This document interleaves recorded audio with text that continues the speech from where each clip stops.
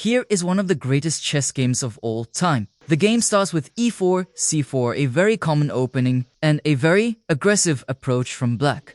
White develops her knight, and black develops their knight too. This is a very aggressive developing move, immediately threatening to take on c2. And here white plays a very interesting move. He takes the knight with the rook, sacrificing the rook to the hands of the bishop, because now white can safely play knight to c5. I noticed that black cannot take because queen to f7 is immediately checkmated, defended by the knight. So now black has to prevent the mate by playing king to c8. But now here's white's brilliant move.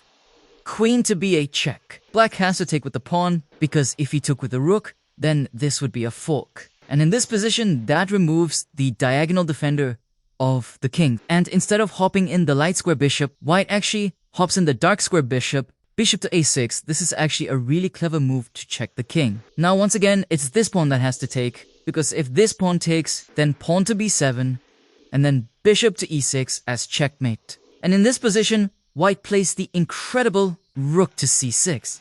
Black has to defend with their queen, and white takes the queen. Black has to go back to e8, and white now takes the rook, gaining all the material back and being up 1 point of material. Black here has to block with his own rook, but instead of taking the knight, white actually plays bishop to c6 check. Now black has to block with the pawn here, and white plays the absolutely brilliant move, king to f6, sacrificing his own king in order to checkmate black's king. It might seem that the bishop might be able to take, but it can't because it is pinned by the rook.